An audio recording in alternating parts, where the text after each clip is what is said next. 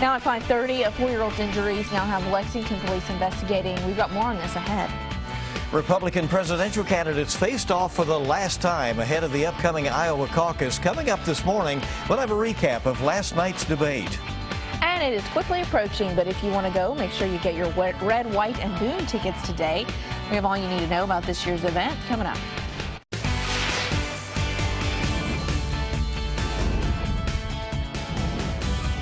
This is WKYT This Morning. Good morning. Friday morning it is, right in the middle of January, the 15th of January. I'm Bill Bryant. And I'm Rebecca Susan. We're pretty much feeling like the middle of January, and it's going to get, unfortunately, a little bit more interesting next week, let's just say. And colder, for sure. Let's check in with Micah right now. He's in our First Alert Weather Center. Yeah, and it's going to get much colder there for the weekend. And even into the next week, it gets probably the coldest air we've seen so far this season. We're looking back toward the west. That's where the rain's located.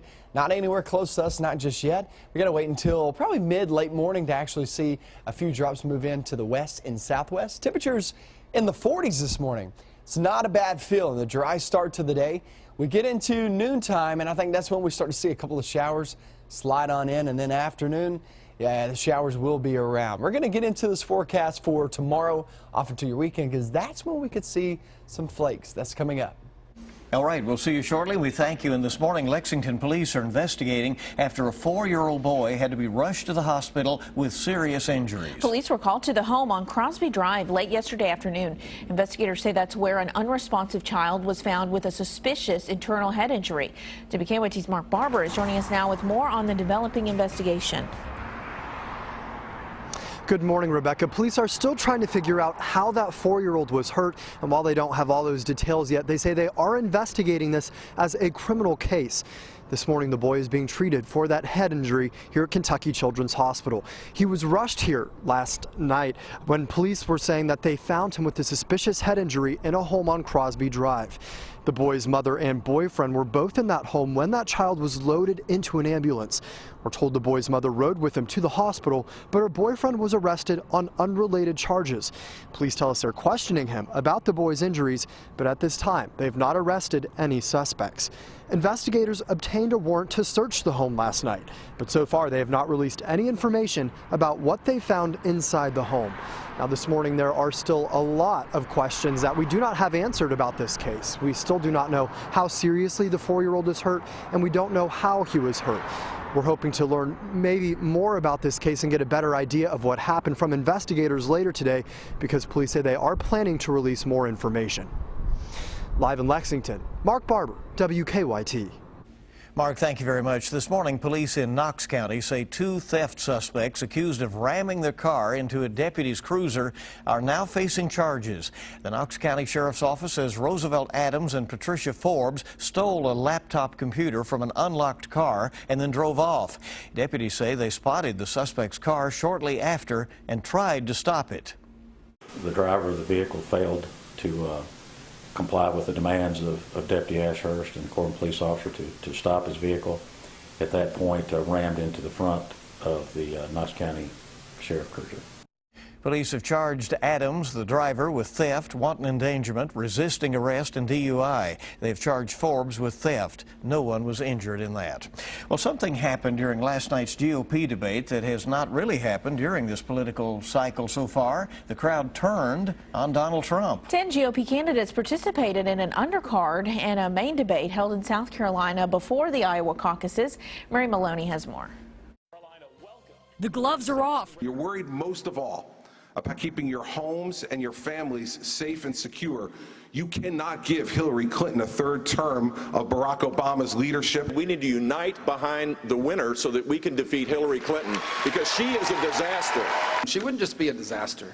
Hillary Clinton is disqualified from being Commander-in-Chief of the United States. The top 7 candidates in the Republican race stood shoulder to shoulder, hoping to convince voters why they should be the pick for president. Our children and grandchildren are counting on us to get it done. But a good portion of the debate pitted the number 1 and the number 2 candidates in the polls, Donald Trump and Ted Cruz, not about electability, but on eligibility to be president. Back in September, my friend Donald said that he had had his lawyers look at this from every which way, and there was no issue there. There was nothing to this birther issue. Now, since September, The Constitution hasn't changed. But the poll numbers have. If for some reason he beats the rest of the field, if for some, see, they don't like that. They don't like that. But no, they don't like that he beats the rest of the field because they want me. But why now? Why are you raising this issue now? Because now he's doing a little bit better. These candidates know time is ticking for voters to make up their minds. If we manage to damage ourselves and we lose the next election, this nation is over as we know it. I'm Mary Maloney reporting. Although Kentucky U.S. Senator Rand Paul refused to take part in the undercard debate last night, his supporters were there. With controversial police shootings.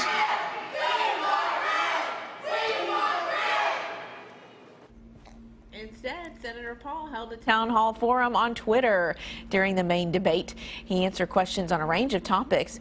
Senator Paul also gained the second most followers on Twitter during the debate, behind Donald Trump. You can't say that Rand Paul does not have some loyal, people. Following, right, and then also an interesting strategy to go ahead and have that town hall there on Twitter. All right, coming up on 5:36 now. Well, a rule waived for more than 5 years because of the recession has been reinstated. At the beginning of January, the federal government reinstated the food stamp rule. However, advocates think some may have trouble meeting the requirements. Let's go to WKYT's Mike Byer, joining us from our live desk with more on what that rule means for thousands of food stamp recipients across Kentucky. Mike? More than 17,000 people in 8 Kentucky counties, including over 2,000 from Fayette County, are eligible to receive food stamps once again. According to the State Cabinet for Health and Family Services, in order for people to be eligible for food stamps, they must be living in Fayette, Jefferson, Bullitt, Davies, Henderson, Hardin, Warren, or McCracken counties. Now, this only applies to people in the Supplemental Nutrition Assistance Program, also known as SNAP. The rule had been waived since March of 2009 due to the recession, which drove up the number of people needing food stamps across the country. However, with the economy improving, the federal government did not extend the statewide waiver that expired on January 1st. In order for people in SNAP to keep receiving food stamps, they will have to spend an average of 20 hours by either working at a job, doing volunteer work, or taking classes. Meanwhile, the ones who are no longer covered under the waiver are adults between ages of 18 and 50 who can work and don't have dependents. Now, people who are eligible need to respond within 3 months or they will be disqualified from SNAP. At the live desk, Mike Byer, WKYT. Mike, thank you very much. In a WKYT exclusive, Rowan County Clerk Kim Davis said the experience of being in the national spotlight made her a stronger person and has strengthened her faith. Yesterday, Davis was our guest for a taping of this weekend's Kentucky Newsmakers. It was her first local media interview since refusing to issue marriage licenses last year after the U.S. Supreme Court legalized same-sex marriage. During the interview, Davis told me that her stance was never about gay marriage. No offense, the media has made it into an issue that really it wasn't for me. Now, it may have been for them, but it was never that issue, you know, of a gay or a lesbian issue for me. It was always about standing up for the Word of God. You can watch the full interview with Kim Davis on Kentucky Newsmakers this Sunday morning at 6 on WKYT, again at 10 a.m. on the CW Lexington Sunday. A bill has been withdrawn that would limit what you can post on social media after seeing a life-threatening event. State Representative Bam Carney, who sponsored the bill, said he was just trying to start a conversation about the topic. He says that's been accomplished, so he withdrew the bill. It would have fined people who posted information identifying people involved in life-threatening events on social media for the first hour after the incident or event happened. Lawyers claim the bill would have been unconstitutional. Well, country music fans, it is that time of year again, apparently. Red, White, and Boom tickets are going on sale this morning. And the Labor Day weekend event, it's actually several months away, but the tickets are going on now. It will feature some of the country's hottest acts. Unlike previous years, organizers have added now a third day. WKYT's Michelle Chamberlain is joining us from Whitaker Bank Ballpark, where tickets will be going on sale in just a few hours. Michelle. Good morning. Yeah, tickets go on sale this morning for this year's Red, White, and Boom Music Festival here at Whitaker Bank Ballpark. Now, this year's festival has a bit of a different feel than years past. You know, this one started as a free concert for up-and-coming country music singers. Fast forward to today, and you've got some of country's biggest names. So big that Red, White, and Boom Music Festival is now Kentucky's largest country music festival. And with the big names comes a bigger price tag than we're used to seeing for this event. Red, White, and Boom was $20 last year. This year, it's going to cost you $179.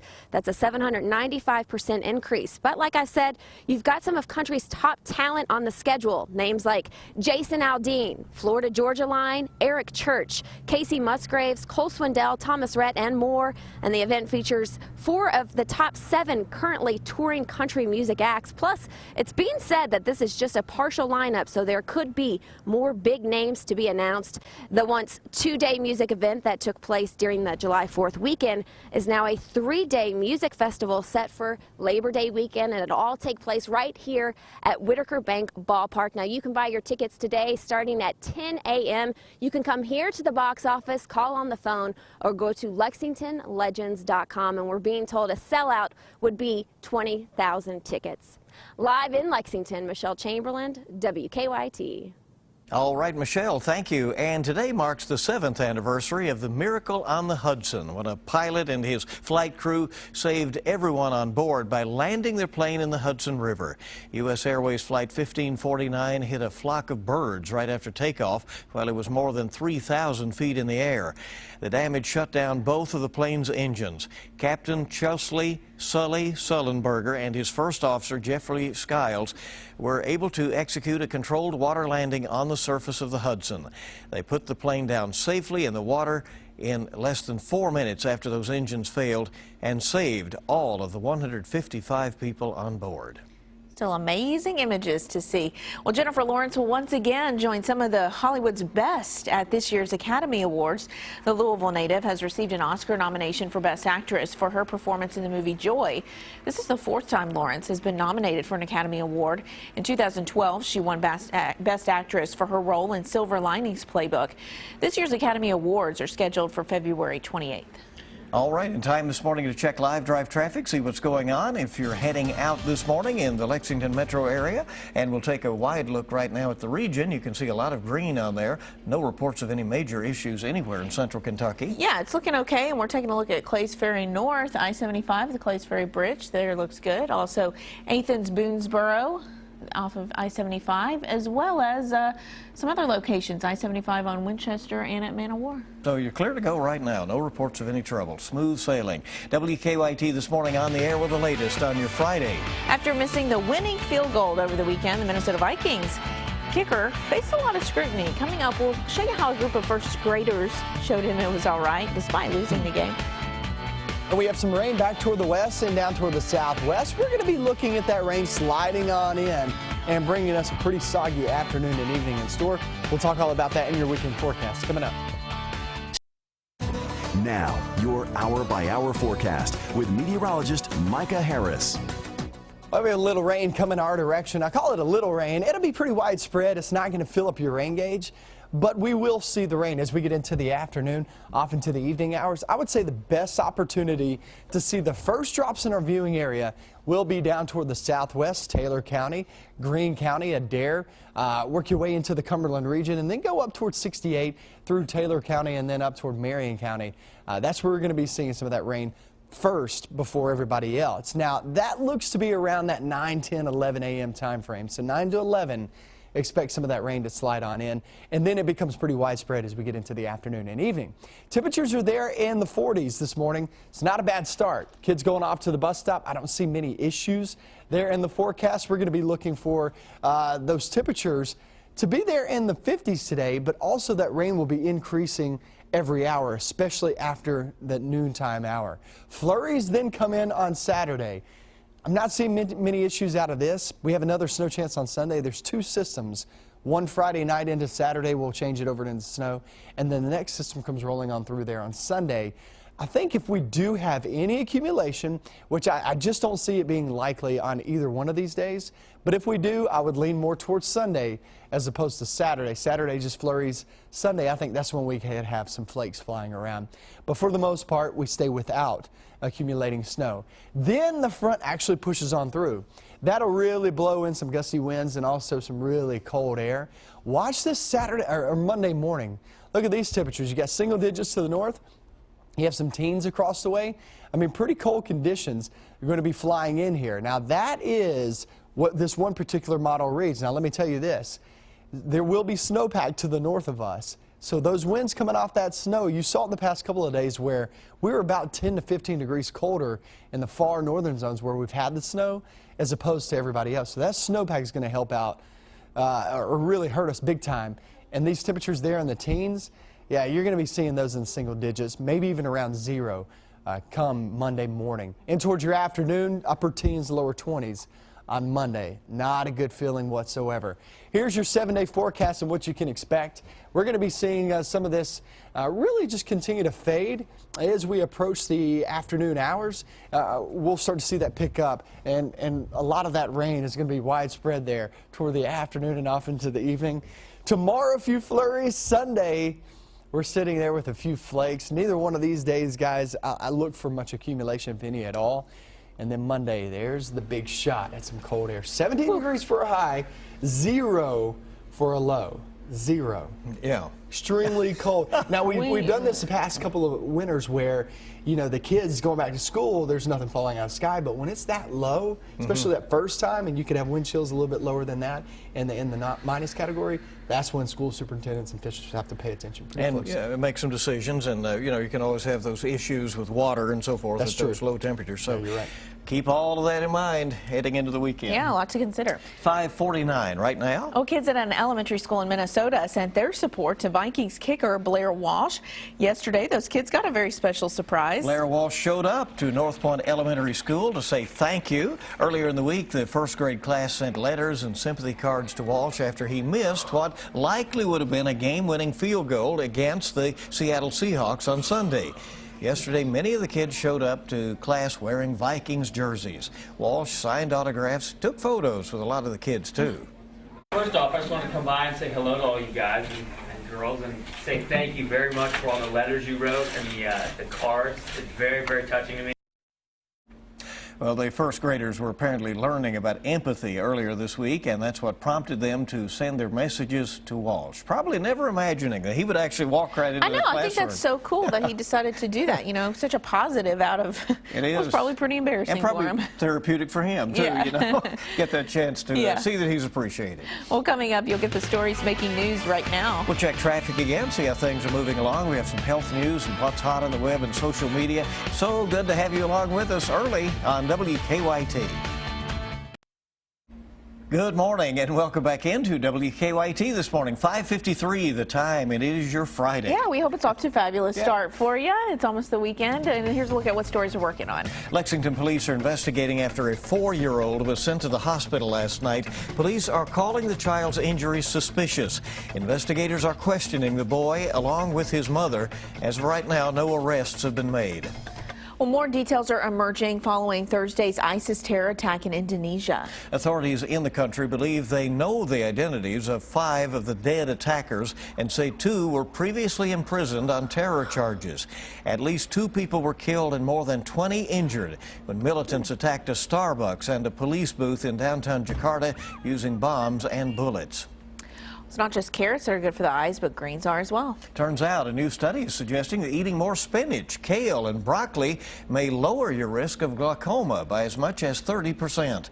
Doctors in Boston report people with chronic optic nerve damage benefit from the nitrates in green leafy vegetables. Doctors at the University of California, San Francisco say people who use e-cigarettes to help stop smoking, real ones, are much less likely to quit. Doctors found out the odds of quitting are 28% lower for e-cigarette smokers. 5:54 is the time right now. Let's get a check on today's traffic trouble spots with a look at live drive traffic on your Friday morning. Things looking pretty good out there. No major issues to report for you. It's just a little chilly, but not nearly as bad as it's going to be Monday, so heads up for that. Start getting your game plan on for next week. Now it's time to check what's making news online with Bill. Yeah, you got that. At least find your coat and your gloves, right? Right now on WKYT.com, Lexington police looking into an overnight break-in at Bud's Gun Shop. Glass was shattered out. We're following up on that story right now. Also trending this morning, a single mother of 3 won $1 million on a lottery ticket purchased in northern Kentucky. You can check out the video of her getting that big check on our website. Also, it caused a lot of talk. State Representative Bam Carney says that's what he wanted. Carney has withdrawn his bill that would have made it a crime to post events on social media about people involved in life-threatening situations for an hour. Also, the South Carolina women, well, they remain undefeated at Kentucky's expense. The number 2 ranked Gamecocks came into Rupp Arena and went back south with a win. 73-62 was the final. The Kentucky men go on the road to Auburn for a big game tomorrow. On Kentucky.com, Lexington will develop a master bike plan going forward. The city wants to connect and expand its trail and bicycle lanes into a unified system. The plan is due to be presented by next year. After the death of Officer Daniel Ellis and some resignations, Richmond police are down to 49 officers in the city of about 33,000.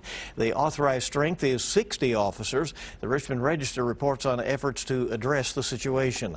And CBS This Morning is coming up at 7 with your eye opener, and we'll have local updates. Join us on Facebook, follow us on Twitter or Instagram, and for the latest anytime, WKYT.com. Yeah, if you're taking off this morning, it's going to be a dry start. We're not seeing any rain. For your early morning commute at around 40 degrees to about 45 degrees. Get into your afternoon, right around noontime. I think a couple of showers start to filter in around that time, and then it really picks up steam as we get into your afternoon and off into your evening hours. We'll talk more about this on the timing hour by hour, and also some flakes for the weekend. I'll have all that coming up here in just a couple of minutes. You're about to take off. We'll see you later. If not, we'll see you back here at the top of the hour.